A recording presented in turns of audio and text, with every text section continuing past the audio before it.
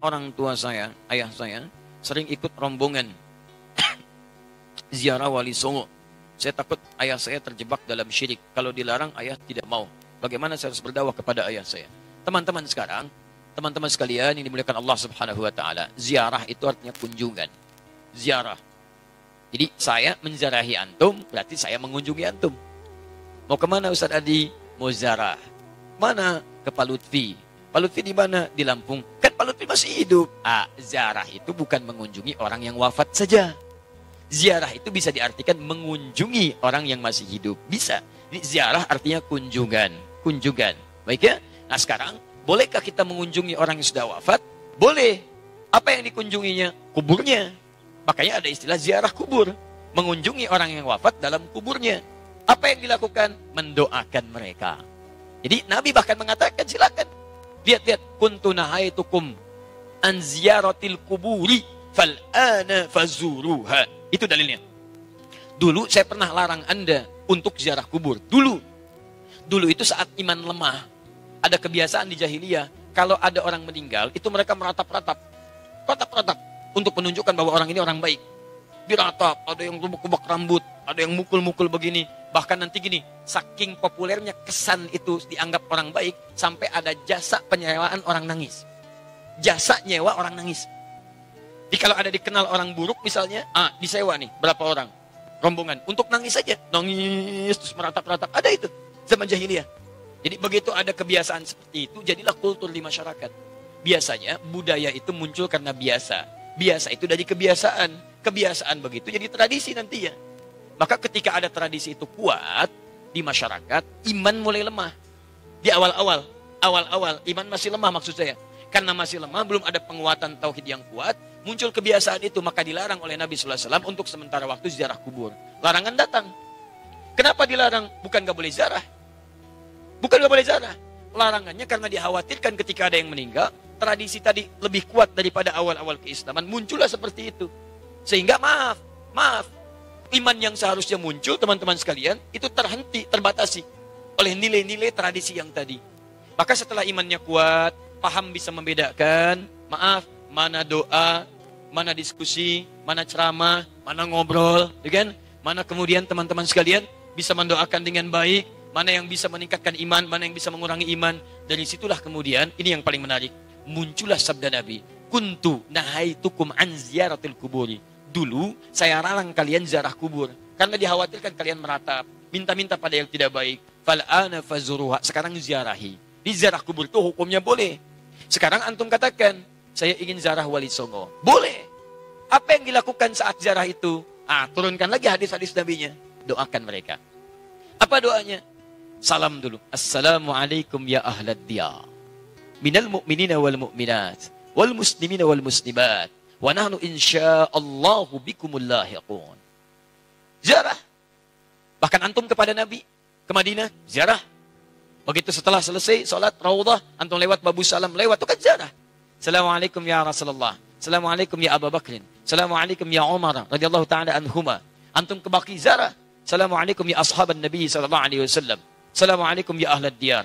Minal mu'minina wal mu'minat. Wal muslimina wal muslimat wa nahnu insyaallahu bikumul lahiqun. Datang ke Wali Songo, ziarah. Apa darahnya? Sampaikan salam. Salamnya yang tadi. Setelah itu apa? Itu sunnah Nabi, berdoa. Allahumma ighfir lahum warhamhum. Wa afihim wa'fu anhum.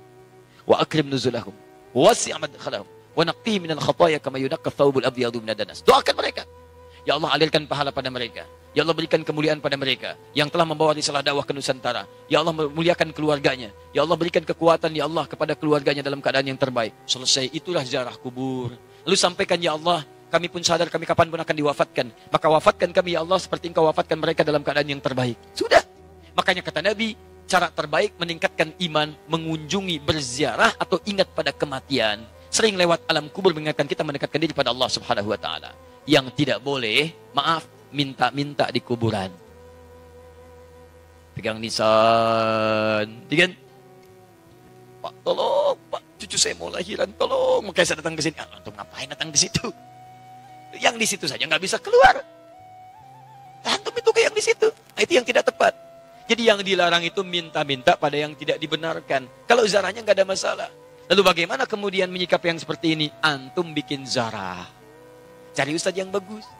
Datang kemudian, di bis itulah diadakan taklim. Terangkat. Ini loh risalahnya. Saya pernah itu. Ya, tur jejak Islam di Nusantara. Bukan Islam Nusantara, jejak Islam di Nusantara. Beda antara Islam Nusantara dengan jejak Islam di Nusantara. Kami susuri Pak, sampai ke Aceh Pak. Aceh, dari Aceh. Kami kunjungi makam Syekh Abdul Rauf As-Singkili. Datang. Itu saya terangkan taklim dulu. Syekh Abdul Rauf itu masuknya ke Aceh seperti ini. Kemudian menyampaikan begini, risalah Islamnya begini. Setelah itu kita datang. Mana buktinya beliau ada? Kita kunjungi. Sampai ke tempat makamnya dari hanya kuburannya. Masuk ke situ kita berdoa. Saya pimpin doanya. Begini cara berdoanya. Sampaikan begini, begini, begini. Sudah, ayo kita pulang. Saya sampai ke Lasem. Untuk menelusuri jejak Islam di Nusantara ke arah wilayah Jawa Tengah sampai ke Jawa Timur. Nah, ujung Jawa Tengah ke Lasem, saya tunjukkan. Ini dulu ada Sunan Bonang di sini. Teman-teman sekalian, nama aslinya ini. Asalnya begini, ininya begini. Dari mana taunya apakah itu fiktif? Ayo kita lihat. Susuri tempatnya. Ini tempat beliau. Ini tempat awal merapatnya. Ini tempat keluarganya. Ini pas sujudannya. Sampai saya hitung berapa anak tangga sampai ke atasnya. Yang merawat tempatnya itu sampai pas sujudannya. Yang merawatnya namanya Pak Abdul Halim. Begitu antum naik sampai ke atas, sebelah kiri. Di situ antum temukan nanti yang pegang kuncinya Pak Abdul Halim. Ketika bertemu dengan beliau, indah sekali. Pak, ini bukan makam ya. Bukan makam. Makamnya itu bukan yang di sini. Ini cuma pas sujudannya. Pas sujudan itu tempat beliau kemudian memetakan wilayah. Berdoa kepada Allah. Minta diberikan kekuatan. Bersujud di situ. Sholat menghadap ke arah kiblat. Seperti Nabi naik ke Gua Hira. Lalu memohon kepada Allah beri petunjuk. Setelah itu berdakwah di lingkungan sekitaran. Makamnya bukan di sini Pak. Tapi yang di bawah. Disamarkan makamnya supaya tidak ada yang mengkultuskannya. Indah keterangannya. Saya ajak jamaah untuk mendengarkan itu semua. Tuh, kan? Sering tertipu kita. Makanya ditutup tuh pas sujudannya juga supaya tidak ada yang mengkultuskan itu. Cuman lihat ke situ, baik, terangkan. Kalau sudah seperti itu enak taklim kitanya. Di sejarahnya paham, ada tokohnya, ada bekasnya, kemudian kita mendoakan, setelah itu kita pulang, selesai. Jadi kita itu tidak harus saling mencolok, gak ada wali songo, begini. Alah, antum ini kenapa sih? Sebelum bilang gak ada, lihat dulu. Lihat, pahami, baca kisahnya, pelajari, ambil inspirasinya. Kalau ada yang meninggalnya, doakan seperti antum datang ke makam Uhud. Datang ke situ, antum doakan, cerita di situ, selesai.